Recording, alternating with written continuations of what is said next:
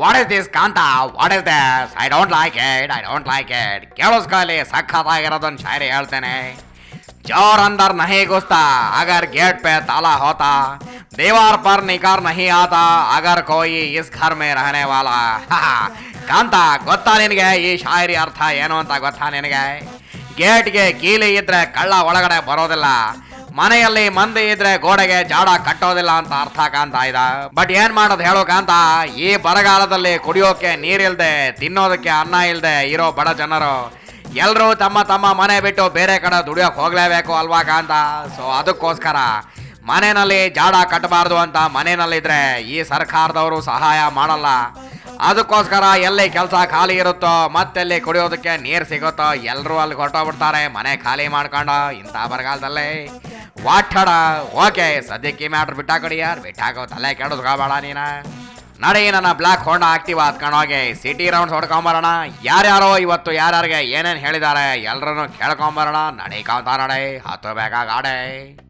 Okay, ಕೈ party Paramesh ಅಣ್ಣರ, ಬರಗಾಲ ಬಂದು ನಮ್ಮ ಜನರು ಸಾಯ್ತಿದ್ದಾರೆ, ಈ ಸರ್ಕಾರ ಏನ್ ಮಾಡ್ತಿದೆ ಅಂತ ನೋಡಿ. ಇಲ್ಲಿ ಸರ್ಕಾರ ಸತ್ತೋಗಿದೆ ಅಂತ ನಾನು ಹೇಳಿದ್ದೇನೆ ಆಗ್ಲೇ. ಓ, ಸತ್ತ ಹೋಯ್ತಾ? ಹೋಗ್ಲಿ ಬಿಡ್ರಿ. ಮತ್ತೆ ಸಚಿವರು ಯಾರು ಸಚಿವರುಗಳು ಅವ್ರದೇ ಆದ ರೀತಿಯಲ್ಲಿ ಕೆಲಸ ಮಾಡ್ಕೊಂಡು ಹೊರಟಿದ್ದಾರೆ, ಮೋಜು ಮಾಡ್ತಾ ಇದ್ದಾರೆ. ಹಂಗ ನೀವು ಏರ್ ಕಂಡೀಷನ್ ರೂಮ್ ನಲ್ಲಿ ವಿಡಿಯೋ ಕಾನ್ಫರೆನ್ಸಿಂಗ್ ಮಾಡಿದ್ರೆ ಯಾವುದೇ ರೀತಿಯ ಅನುಕೂಲ ಆಗೋದಿಲ್ಲ. ಏನ್ ಮಾಡ್ಬೇಕ್ರಿ ಅವರು? ಜಿಲ್ಲೆಗೆ ಹೋಗ್ಬೇಕು, ಮುಖ್ಯಮಂತ್ರಿಗಳು ಜಿಲ್ಲೆ ಪ್ರವಾಸ ಮಾಡಬೇಕು, ಅಲ್ಲೇ ಕೂತ್ಬಿಟ್ಟು ಒಂದೊಂದು ದಿವಸ ಆ ಜಿಲ್ಲೆಯಲ್ಲಿ ಕರಿಬೇಕು, ಅಧಿಕಾರಿಗಳಿಗೆ ಸೂಚನೆ ಕೊಡಬೇಕು, ಹಣ ಬಿಡುಗಡೆ ಮಾಡಬೇಕು. ಓ ಪರಮೇಶ್ ಅಣ್ಣರ, ಅವ್ರು ಹೋಗಿ ಅಷ್ಟು ಮಾಡಷ್ಟರಲ್ಲಿ ಬರಗಾಲ ಹೋಗಿ ಮಳೆಗಾಲ ಬರುತ್ತೆ. ಹೋಗ್ಲಿ ಬಿಡ್ರಿ. ಅಂದಾಗೆ ಎಷ್ಟು ವರ್ಷದಿಂದ ಇಂಥ ಬರಗಾಲ ಬಂದಿತ್ತು? 71 ವರ್ಷದ ನಂತರ ಇಂತಹ ಬರ ಬಂದಿದೆ. ಓ, ಅದಕ್ಕ ನಮ್ಮ ಉತ್ತರ ಕರ್ನಾಟಕ ಮಂದಿ ಈ ಹಾಡು ಹೇಳಕತ್ತಾರ. ಯಾವ್ದಂತೀರೇನು ಕೇಳ್ರಿ, ಹೇಳ್ತೀನಿ.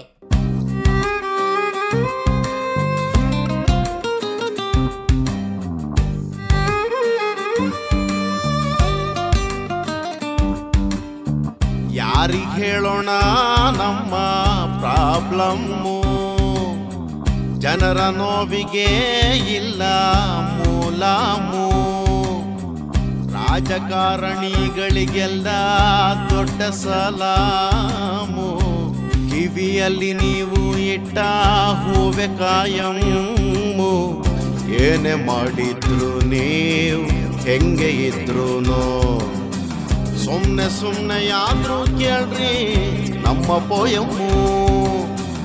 ಈ ಪೊಲಿಟಿಷಿಯನ್ಗಳ ಲೈಫೆ ಆರಾಮು, ಯಾರಿಗೆ ಹೇಳೋಣ ನಮ್ಮ ಪ್ರಾಬ್ಲಮ್ಮು, ಜನರ ನೋವಿಗೆ ಇಲ್ಲ ಮೂಲಾಮು.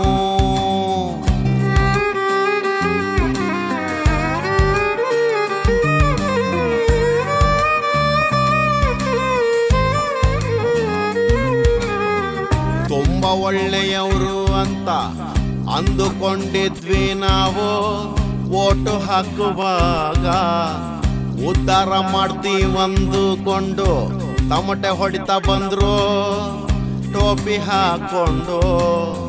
ಯಾಕೋ ನಮ್ಮ ನಾಡೋರು ಓಳು ಬಿಡೋದು ಕಲ್ಪಿಟ್ಟವ್ರೆ, ಜನರೆದುರು ಮಾತನಾಡದಂಗೆ ತಾವೇ ತಿಂತ ಕುಂತ್ಬಿಟ್ಟವ್ರೆ. ನಾವು ಅವ್ರಿಗೆ ಕೆಲಸ ಮಾಡ್ರಿ ಅಂತ ಹೇಳಕ್ಕಾಗಲಿಲ್ಲ, ಅವರು ನಮಗೆ ಕೆಲ್ಸಕ್ಕೆ ಬಾರದವರು ಆಗಿ ಬಿಟ್ಟರಲ್ಲ. ಯಾರಿಗೆ ಹೇಳೋಣ ನಮ್ಮ ಪ್ರಾಬ್ಲಮ್ಮು, ಪೀಪಲ್ ನೋವಿಗೆ ಇಲ್ಲ ಮೂಲಾಮು. ಸೇಮ್ ಸಾಹೇಬ್ರ, ನೀವ ಕೇಳಿದ್ರಲ್ಲ ಪಾಪ ನಮ್ಮ ಉತ್ತರ ಕರ್ನಾಟಕ ಪೀಪಲ್ ಹೆಂಗ್ ಹಾಡು ಹೇಳಕತ್ತಾರಂತ. ಈ ಬರಗಾಲದ ಬಗ್ಗೆ ನೀವೇನು ಹೇಳ್ತೀರಿ?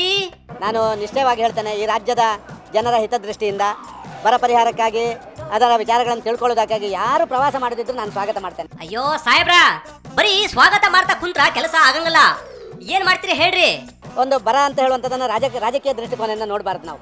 ಬರದ ಬಗ್ಗೆ ಅದು ಸಿದ್ದರಾಮಯ್ಯರು ಇರ್ಬೋದು, ಅದು ರೇವಣ್ಣ ಇರ್ಬೋದು, ಅದು ದೇವೇಗೌಡರು ಇರ್ಬೋದು, ಅದು ನಮ್ಮ ಪರಮೇಶ್ವರ್ ಇರ್ಬೋದು, ಅದು ಯಡಿಯೂರಪ್ಪರು ಇರ್ಬೋದು. ಅಯ್ಯೋ ಶರಣರಪ್ಪ, ನಿಮಗೆ ನಾನು ಬರದ ಬಗ್ಗೆ ಕೇಳಿದ್ರೆ ನೀವು ನಿಮ್ಮ ಒಳ ರಾಜಕೀಯದ ಬಗ್ಗೆ ಹೇಳಕತ್ತೀರಿ. ನಾನು ಇವಾಗ ಬರ್ತೀನಿ. Bye bye. ವಿಶ್ವಣ್ಣರ, ನೀವರ ಹೇಳ್ರಿ, ಈ ಆಡಳಿತ ಮಾಡ್ಲಿಕ್ಕತ್ತಾರ ಯಾರು? ಈಗ ಈ ಆಡಳಿತ ಪಕ್ಷದವ್ರು ಯಾರು ಅಂದ್ರೆ DVS ಅಂಡ್ ಕುಮಾರಸ್ವಾಮಿ ಅವ್ರ ಕಂಪ್ನಿ ಆಡಳಿತ ಪಕ್ಷ. ಹಂಗ ಮತ್ತೆ ವಿರೋಧ ಪಕ್ಷದವರು? ವಿರೋಧ ಪಕ್ಷನೇ ನಮ್ಮ ಯಡಿಯೂರಪ್ಪನವರು. ಓಹೋ ಹಿಂಗೆ ಮ್ಯಾಟ್ರು. ಆಯ್ತು ಬಿಡ್ರಪ್ಪ, ನೀವು ಈ ರಾಜಕೀಯದ ಬಗ್ಗೆ ತುಂಬಾ ಡೀಪ್ ಆಗಿ ಅರ್ಥ ಮಾಡ್ಕೊಂಡಿದ್ದೀರಿ. ನನಗೆ ಇವಾಗ ಟೈಮ್ ಆಯ್ತು, ಬರ್ತೀನಿ. Bye bye. ನಡಿಕಾಂತ ತಲೆ ಕೆಡಿಸ್ಕೋಬೇಡ ನೀನು. ನನ್ನ ರೆಡ್ ಹೈ ಅಂಡ್ ಕಾರ್ನ ಈಚೆ ತೆಗಿತೀನಿ. ಕೊಡಗೋಗಿ ಬಡವ ಕಜಾಯ ತಿನ್ಕೊಂಬರೋಣ. ನಡಿಕಾಂತ ಸಖತ್ತಾಗಿರುತ್ತೆ. ನಮ್ಮ ಪುಷ್ಪ ಮೇಡಮ್ ಹೇಳಿದ್ದು. Okay, I like it. ನಡಿಕಾಂತ ನಡೆ.